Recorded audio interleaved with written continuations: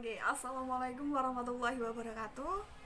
Kami akan memaparkan tentang materi ekonomi politik yang lebih jelasnya tentang pendekatan strukturalisasi dan dependensia yang terdiri dari 4 kelompok. Yang pertama, Riki Hatami, dan selanjutnya saya Irbatun Natifa, yang selanjutnya Nur Fitri Hanumsari, yang selanjutnya Ahmad Irfan Rumodar.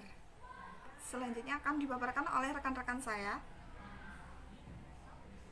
Selanjutnya, latar belakang munculnya strukturalisme dependensia. Nah, munculnya sebagai dampak dari hasil penelitian ICLA pada tahun sekitaran 80-an karena adanya berbagai kritik terhadap teori-teori dan konsep-konsep yang berasal dari barat. Kritik tersebut menghasilkan sebuah paradigma baru, yaitu paradigma ekonomi politik radikal yang mencakup berbagai pendekatan, termasuk pendekatan ekonomi strukturalisme dan pendekatan ketergantungan atau lebih dikenal pendekatan dependensia. Nah, kajian-kajian strukturalisme dependensia muncul di permukaan pada era tahun 60-an di Amerika Latin. Pencetusnya adalah maraknya kemiskinan terjadi di Amerika Latin. Padahal pada masa tersebut berbagai negara di dunia termasuk Amerika Latin mengimplementasikan paham liberalisme. Nah, faktanya, paham liberalisme tidak mampu berdampak pada negara-negara yang mengimplementasikannya.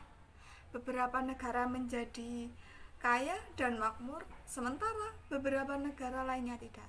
Negara berkembang seperti di Amerika Latin banyak menunjukkan kegagalannya. Selanjutnya, penyebab terjadinya kemiskinan di Amerika Latin. Eksploitasi ini terjadi akibat adanya hubungan ekonomi yang tidak seimbang atau tidak adil. Ekonomi pasar bebas merupakan konsep liberalisme ternyata memberikan dampak kemiskinan dan keterbelakangan kepada negara-negara berkembang atau miskin. Negara-negara ini mengalami ketergantungan terhadap negara-negara maju. Nah, hasil penelitian ICLA atau The Economic Commission for Latin America memunculkan paradigma baru di tahun 1980. Paradigma ini berkembang dan dikenal sebagai ekonomi politik radikal. Di dalamnya terdapat pendekatan ekonomi politik strukturalisme, ketergantungan atau biasanya dependensia. Nah, kajian strukturalisme dependensia muncul di permukaan pada tahun 60-an di Amerika Latin.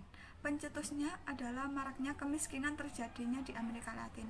Padahal pada masa tersebut berbagai negara di dunia termasuk Amerika Latin mengimplementasikan paham liberalisme.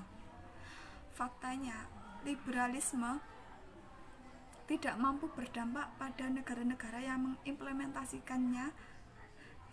Nah, beberapa negara menjadi kaya dan makmur, sementara beberapa negara lainnya tidak. Negara berkembang seperti Amerika Latin banyak menunjukkan kegagalannya. Selanjutnya, aliran ekonomi politik radikal.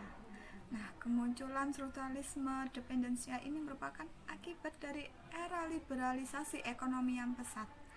Di satu sisi, negara maju mengalami perkembangan ekonomi yang pesat. Namun, di sisi lain ada pihak yang justru terhambat ekonominya. Imbasnya, muncul saling ketergantungan antara negara. Nah, hal ini berlanjut pada bertambahnya jumlah kemiskinan massal. Dalam aliran strukturalisme dependensia ini diyakini bahwa faktor utama penyebab kemiskinan dan keterbelakangan negara-negara di kawasan seperti Amerika Latin adalah adanya eksploitasi pihak asing. Nah, eksploitasi ini adalah akibat dari hubungan ekonomi yang bersifat tidak adil. Sedangkan strukturalisasi sendiri merupakan paham yang menolak bahwa ketimpangan struktural adalah sumber dari ketidakadilan sosial ekonomi seperti ya diyakini oleh teori neoklasik. Ya, teori neoklasik prinsipnya untuk kepentingan pribadi, mekanisme pasar bebas, persaingan ketat, dan lebih mengutamakan pertumbuhan dibandingkan pemerataan. Nah, bagi strukturalisasi, pasar bebas terbukti tidak omniscient dan omnipresent tidak self-regulating dan self-correcting. Strukturalisasi tidak hanya menolak pasar bebas, melainkan juga menolak konsep invisible hand yang dipopulerkan oleh Adam Smith. Kaum strukturalisasi meyakini bahwa prinsip kepentingan pribadi ditambah perilaku manusia sebagai homo economicus justru mendorong tindakan homini lupus asumsi neoklasik terhadap invisible hand. Adam Smith dianggap justru mengarah pada imperfect hand, bahkan the dirty hand.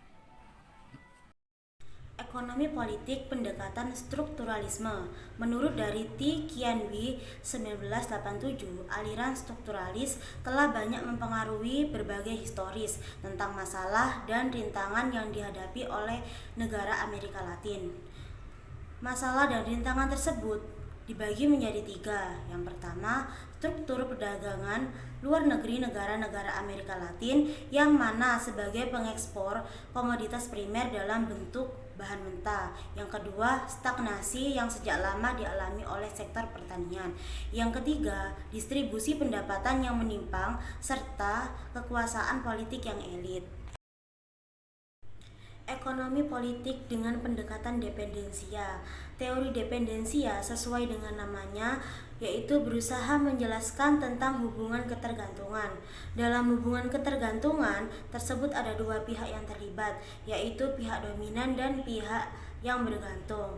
Secara umum, teori dependensia didefinisikan melawan posisi dari teori-teori neoklasik dengan melihat dunia sebagai sistem dalam analisisnya. Namun, pakar-pakar aliran dependensian menganggap bahwa perekonomian semua negara dapat diurut mulai dari yang terbelakang hingga yang paling maju, dan bahwa pembangunan dianggap sebagai sebuah proses yang unilinier. Selanjutnya yaitu pembangunan di negara industri baru. Teori dependensia atau yang dikenal dengan teori ketergantungan sering menyalahkan adanya kolonialisme, sebab hal tersebut menjadi faktor kurang berkembangnya pembangunan di dunia ketiga. Ekonomi aliran utama melihat dari ketergantungan yang menitikberatkan keterbelakangan yang dialami oleh negara-negara miskin dan sebagai interaksi dari negara miskin dengan negara maju.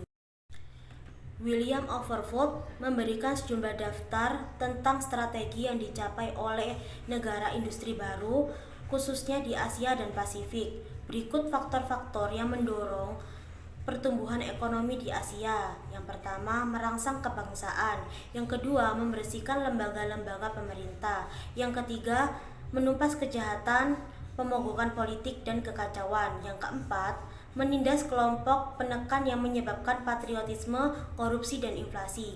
Yang kelima, menyesuaikan diri dengan standar yang ditetapkan negara-negara industri maju dalam rangka mencari modal, pasar, dan teknologi. Selanjutnya yaitu studi kasus. Sebagai salah satu contoh dari kasus teori ketergantungan terjadi pada negara Kuba, di mana negara Kuba sangat bergantung pada Amerika Serikat pada waktu itu. Amerika Serikat yang mempunyai banyak modal dan melakukan penanaman modal terhadap negara Kuba akhirnya membuat perusahaan dan perkebunan di negara Kuba dikuasai oleh Amerika. Sedangkan Kuba hanya mendapatkan hasil yang tidak seberapa jika dibandingkan perusahaan dan perkebunan itu diurusnya dengan mandiri. Setelah berjalan beberapa waktu, Kuba yang bergantung dengan Amerika untuk berinvestasi di negaranya dirasa semakin membuat Kuba semakin mengalami kemiskinan dan keterbelakangan, ditambah adanya krisis energi listrik. Pada saat itu, negara Kuba juga mendapat suplai minyak dari Uni Soviet. Nah, Kuba tidak bisa menghasilkan minyak untuk menghidupi negaranya dalam hal listrik, sehingga Kuba juga bergantung pada Uni Soviet. Nah, di sini negara Kuba bergantung pada 2 negara. Namun, semakin lama seakan terjadi monopoli perdagangan, yaitu terjadi suplai minyak dari Uni Soviet turun 50%. Listrik menyala hanya 2 jam setiap hari. Mata uang Kuba tidak dinilai, bahkan tidak berharga. Lebih parahnya, nilai 1 ton gula tebu dinilai dengan tukar 1 ton minyak Uni Soviet, yang biasanya bisa mendapatkan hasil lebih banyak, yakni 4 ton. Ketika perdagangan dengan blok Soviet ambruk, saat ini Soviet runtuh, Kuba kekurangan semua barang impor dalam jangka 2-4 tahun. Ketersediaan bahan-bahan kimia pertanian anjlok hingga 80%, sementara persediaan bahan bakar di diesel anjlok hingga 47% dan bensin 75%. Penyebabnya, Kuba tidak memiliki sumber bahan bakar fosil sama sekali. Dapat dianalisis dari kasus di atas bahwa negara maju hanya ingin mengambil keuntungan dari negara berkembang. Dengan kata lain, negara metropolis mengeksploitasi kepada negara satelit atau negara pinggiran, sehingga hanya mendapat keuntungan banyak untuk negaranya sendiri, dan membuat semakin majunya negara metropolis, sedangkan negara pinggiran hanya mendapatkan sisa-sisa dari hasil negara metropolis. Pada akhirnya membuat semakin ketergantungan, semakin miskin, dan semakin membuat keterbelakangan, bukan membuat mereka semakin maju. Belum lagi ditambahnya permainan monopoli perdagangan oleh negara metropolis terhadap negara satelit yang membuat semakin sengsara. Dan lebih parahnya, negara metropolis ikut andil mempengaruhi proses politik pada negara satelit yang membuat negara tersebut semakin tidak bisa maju, karena terdapat kepentingan dari negara metropolis untuk mengeksploitasi negara-negara satelitnya. Selanjutnya itu kesimpulan. Kesimpulan dari penjelasan di atas yaitu strukturalisme independensia ini pada intinya menganggap bahwa adanya ketimpangan dari negara berkembang dan negara maju adalah akibat industrialisasi yang tidak merata, sehingga menimbulkan ketergantungan negara berkembang terhadap negara maju. Apabila negara terbelakang yang ingin mencapai kemajuan, ia harus mampu melakukan industrialisasi. Langkah industrialisasi bisa diawali melalui pengembangan industri barang substitusi impor. Dalam hal ini, pemerintah harus mengambil peran dalam pengembangan dengan memberikan subsidi kepada industri yang sedang berkembang tersebut, sehingga dapat meningkatkan daya saingnya.